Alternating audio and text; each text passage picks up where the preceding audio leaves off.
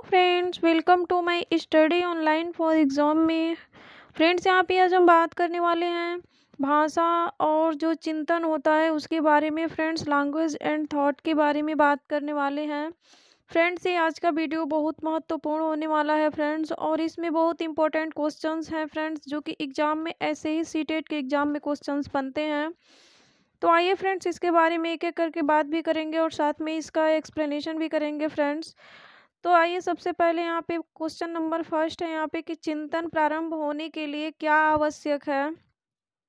तो फ्रेंड्स, इसमें जो चिंतन प्रारंभ होने के लिए क्या आवश्यक है, पूर्वानुमान आवश्यक है कि तर्क की भाषा की समस्या।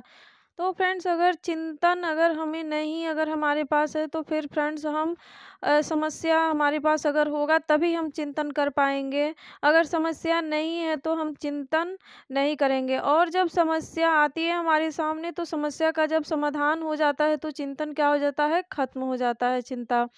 तो इसमें क्या होगा फ्रेंड्स, पूर्वानुमान भी नहीं होगा, तर्क भी नहीं होगा, भाषा भी नहीं होगा, लेकिन यहाँ पे जो समस्या है ऑप्शन नंबर डी होगा, ये करेक्ट होगा फ्रेंड्स, कि चिंतन प्रारंभ होने के लिए हमें आवश्यक है समस्या। जब समस्या होगी फ्रेंड्स तभी हम चिंतन करते हैं, और जब समस्या समाप्त हो जाती है, हमारा समस्या का जो सॉल्यूशन हो जाता है, हल हो जाता है, तो हमारी चिंता क्या है, चिंतन खत्म हो जाती है।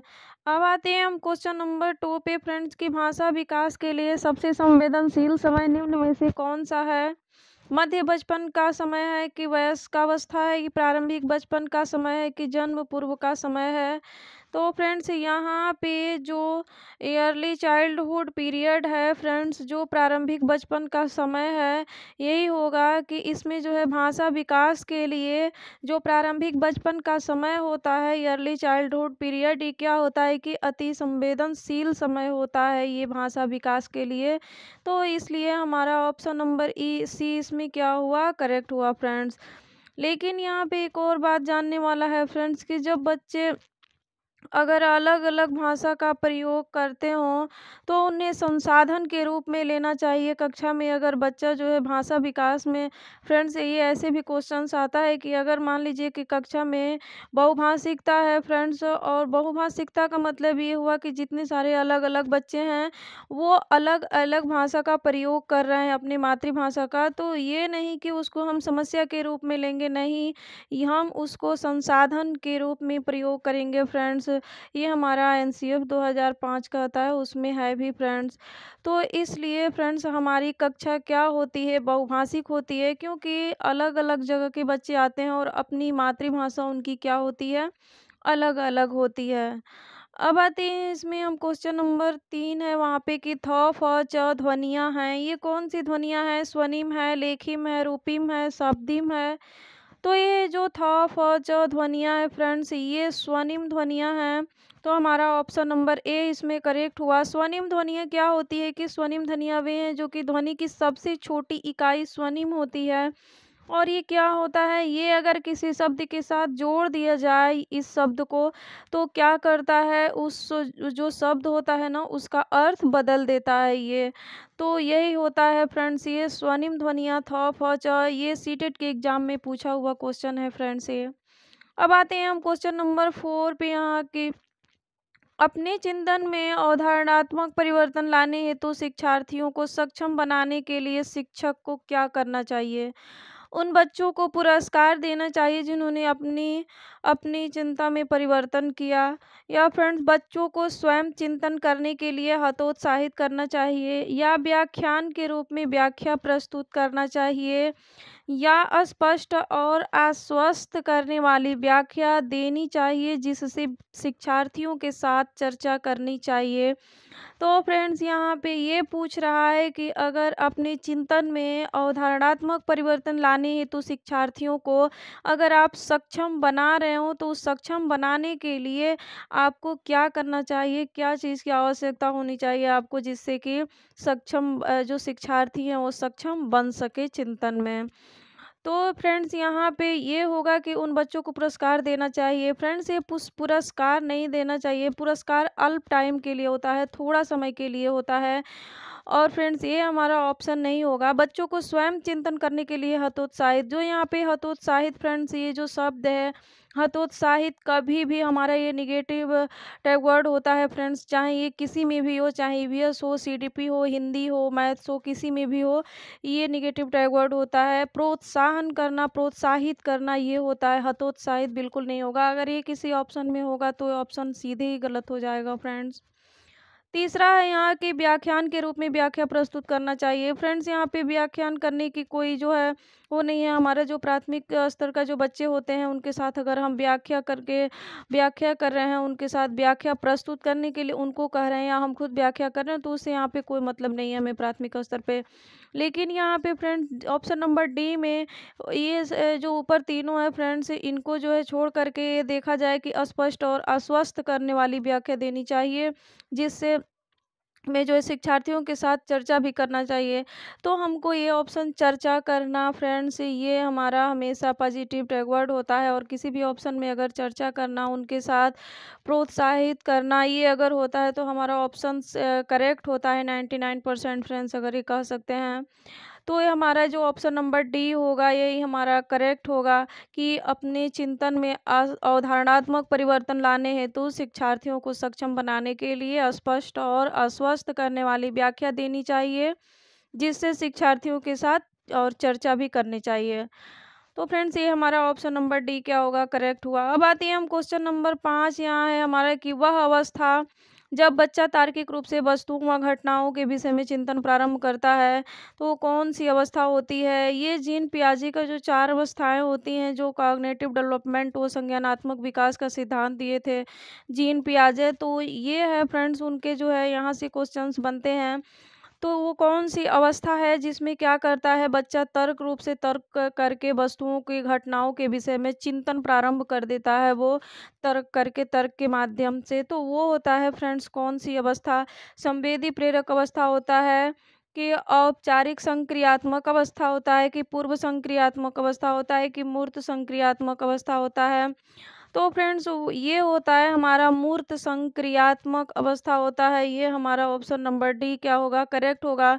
मूर्त संक्रियात्मक अवस्था में क्या होता है कि बच्चा तर्क करके वस्तु और घटनाओं के विषय में क्या करता है, चिंतन करना प्रारंभ कर देता है। तो ये हुआ हमारा मूर्त संक्रियात्मक अवस्था। फ्रेंड्स ये बहुत मोस्ट इम्पोर्टेंट सारे ही क्वेश्चंस हैं। अब आते हैं हम अपने नेक्स्ट क्वेश्चन पे फ्रेंड्स, जो कि ये भी बहुत इम्पोर्टेंट है। सृजनात्मकता मुख्य रूप से संबंधित है किससे है, मॉडलिंग से है, अपसारी चिंतन से है कि अभिसारी चिंतन से है कि अनुकरण से है। तो जो सृजनात्मकता का मुख्य रूप है फ्रेंड्स वो क्या है, मॉडलिंग और अनुकरण तो बिल्कुल नहीं होगा। अब आते हैं हम अपसारी चिंतन और अभिसारी चिंतन। तो हम अभिसारी चिंतन किसे कहते हैं इसके बारे में जान लेते हैं कि जैसे कि समस्या का समाधान अगर हो, समस्या का समाधान करना हो, तो अगर एक उसका जो है एक सॉल्यूशन अगर एक निकले तो वो क्या होगा, अभिसारी चिंतन होगा फ्रेंड्स। और ये क्लोज एंडेड इसको हम कहते हैं। तो फ्रेंड्स यहाँ पे ये बहुत महत्वपूर्ण है, अभिसारी और अपसारी ये चिंतन जो होती है। जैसे कि अभिसारी चिंतन में फ्रेंड्स आप एग्जाम्पल के थ्रू समझ सकते हैं। अगर हम आपसे पूछें कि आपके जो है आपके देश के प्रधानमंत्री कौन है, तो आप एक ही बताएंगे, और देश के राष्ट्रपति कौन है तो आपके पास एक ही ऑप्शन होगा। लेकिन अगर ये हम पूछें कि आप फ्रेंड्स अगर आप शिक्षक बन के क्या करना चाहते हैं या फिर आप अपने बारे में बताइए, तो आप बहुत सारे लाइन बताएंगे, बहुत सारी चीज़ें बताएंगे इसमें। तो ये हमारा जो है अपसारी चिंतन हो जाएगा, जो कि ओपन एंडेड क्वेश्चंस होते हैं इसमें। तो इसमें क्या होता है कि एक समस्या को अलग अलग तरीके से समस्या समाधान का तरीका निकालते हैं, तो ये होता है अपसारी चिंतन। और जब समस्या का एक ही सॉल्यूशन, एक ही जो है हल निकलता है तो अभिसारी होगा। अगर किसी समस्या का एक से अलावा अन्य अतिरिक्त, एक से अतिरिक्त अगर निकलता है समस्या का समाधान, तो वो होता है अपसारी चिंतन। तो फ्रेंड्स इसे हम ओपन एंडेड भी कहते हैं। अब आते हैं हम क्वेश्चन नंबर 7 पे कि भाषा में अर्थ की सबसे छोटी इकाई है, स्वनिम है, वाक्य है, संकेत, प्रयोग या रूपीम। तो हमारा भाषा में जो अर्थ की सबसे छोटी इकाई है वह है हमारा स्वनिम। ये हम ऊपर एक क्वेश्चन में बता चुके हैं फ्रेंड्स। तो हमारा ऑप्शन नंबर ए क्या हुआ, करेक्ट हुआ। अब आते हैं फ्रेंड्स हम अपने क्वेश्चन नंबर 8 पे कि भाषा विकास के लिए प्रारंभिक बचपन काल है, कम महत्वपूर्ण अमहत्वपूर्ण, निरपेक्ष है कि अति संवेदनशील है। तो फ्रेंड जो भाषा विकास के लिए जो प्रारंभिक बचपन काल होती है, अर्ली चाइल्डहुड पीरियड होता है, वो क्या होता है कि अति संवेदनशील होती है फ्रेंड्स, ये बहुत महत्वपूर्ण होता है ये।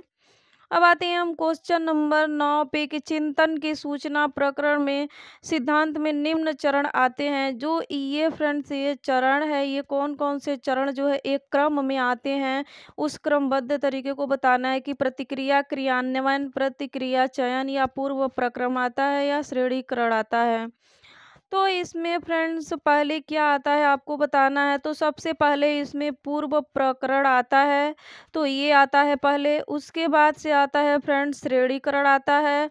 फिर उसके बाद से आती है प्रतिक्रिया का चयन, ये आता है। फिर आता है प्रतिक्रिया क्रियान्वयन आता है ये।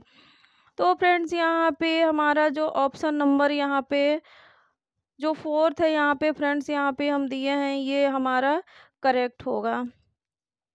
अब आते हैं फ्रेंड्स हम क्वेश्चन नंबर 10 पे। यहाँ की वाणी होती है और लिखित भाषा की तुलना में काफ़ी तेज़ी से बदलती रहती है। तो ये क्या होती है? अस्थाई, गौण, अस्थाई या स्थिर या अस्थाई। तो जो हमारी वाणी होती है वो क्या होती है?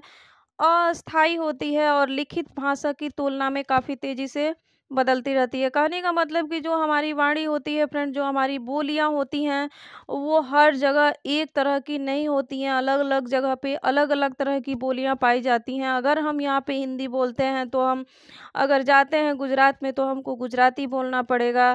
फ्रेंड्स यहाँ पे अगर हम कहीं और जाते हैं तो अलग अलग जगह पे अलग अलग भाषाएं अलग अलग जो है बोली जाती हैं। तो वहाँ की जो बोलियां होती हैं तो वो क्या होती हैं? अस्थाई होती हैं, परिवर्तनशील होती है फ्रेंड्स। यहाँ पे हम कुछ और बोलते हैं और आगे चल के कुछ और। अब आते हैं हम क्वेश्चन नंबर 11 पे कि भाषा अर्जन और भाषा अधिगम में अंतर का आधार नहीं है सांस्कृतिकता, कुशलता, स्वाभाविकता, सहजता। तो इसमें हमारा ऑप्शन नंबर बी होगा, कुशलता। ये हमारा करेक्ट होगा कि भाषा अर्जन और भाषा अधिगम में अंतर का आधार नहीं है, कुशलता नहीं है। तो जो भाषा अर्जन होता है वो क्या होता है कि वो घर परिवार और अनुकरण के द्वारा हम सीखते हैं, नेचुरली सीखते हैं। लेकिन जो हमारा अधिगम होता है उसके लिए हमें संसाधन और स्कूल और शिक्षक की और बुक की ज़रूरत पड़ती है। लेकिन जो हमारा अर्जन होता है वो हम स्वतः अपने बड़ों से या फ्रेंड अपने माहौल में, अपने जो है कहने का मतलब इन्वायरमेंट में, अपने वातावरण में क्या करते हैं, हम खुद को अनुकरण के द्वारा हम सीखते हैं, वो हमारा भाषा अर्जन होता है। अब आते हैं हम क्वेश्चन नंबर 12 की आपकी दृष्टि से अभ्यास है क्या है? बच्चों को तार्किक बनाते हैं, बच्चों को भाषा के बारे में बताते हैं, या बच्चों को उत्तर देना सिखाते हैं, या पाठ को समझाने में मदद करते हैं। तो जो आपकी दृष्टि से अभ्यास होती है वो होता है बच्चों को तार्किक बनाते हैं। तो हमारा ऑप्शन नंबर क्या होगा कि ए करेक्ट होगा। अब आते हैं हम क्वेश्चन नंबर 13 पे कि भाषा का पोर्टफोलियो हो सकता है प्रश्न पत्रों का आकर्षक संग्रह से, परियोजना कार्यों का संगठित संग्रह से,